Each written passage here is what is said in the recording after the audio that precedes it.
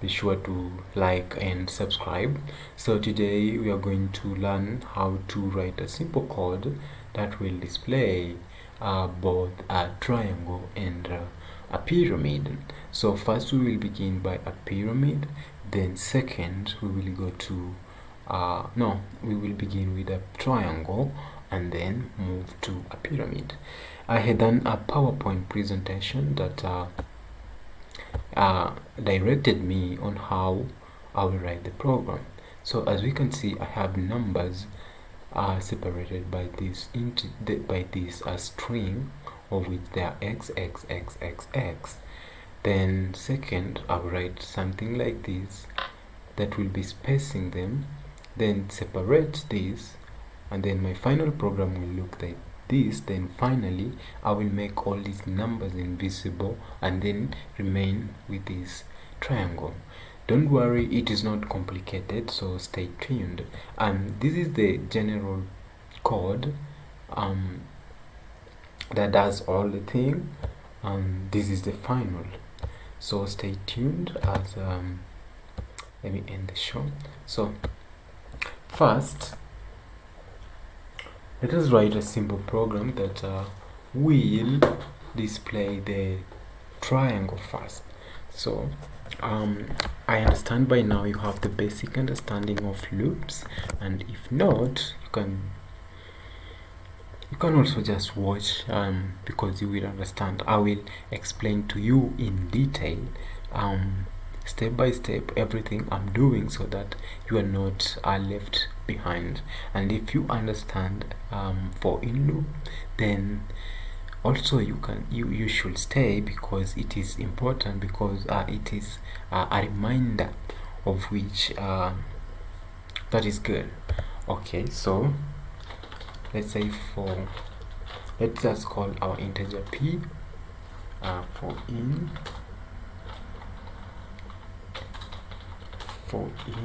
range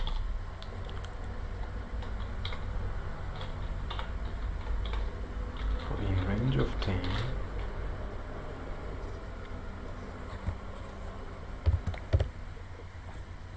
and then I will say print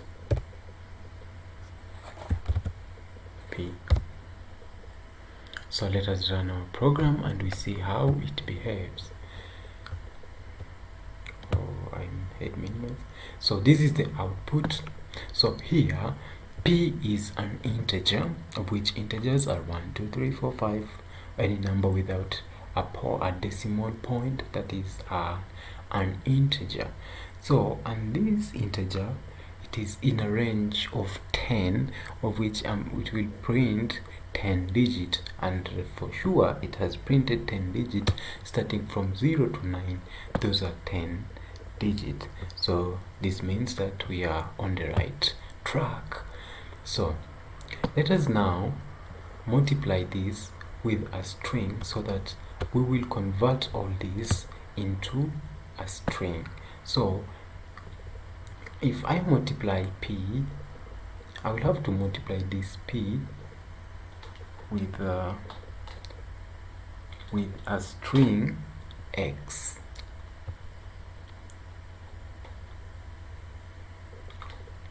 So let me run my program to see how it behaves. And this is a single-sided pyramid. It does come with a single-sided pyramid. And now let us back a little bit. I explained to you something that I had forgotten. So let us run our program. So here, sometimes I don't see the need of us to printing this 0, so we will have to give our program an instruction to start printing from 1.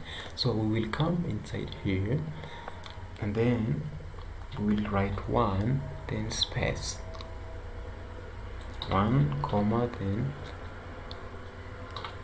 like that. So run our program.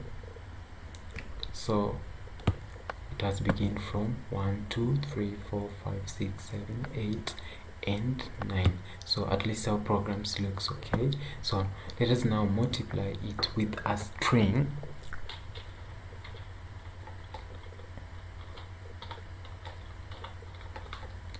multiply with a string. Let us call our string x. So here what our program will do,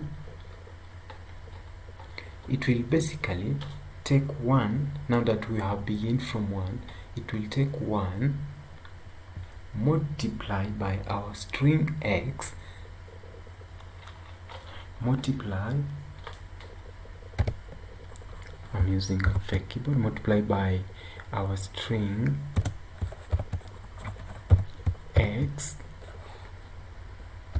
and the result will be x. It will then move to the second 2, to this 2, which is 2 multiply by our string x, and the result will be xx. So let us run our program to see how the output will look like, and here it is. So like and subscribe to my channel. In part 2 I'm going to introduce you on how we will finalize on this, how we will come write this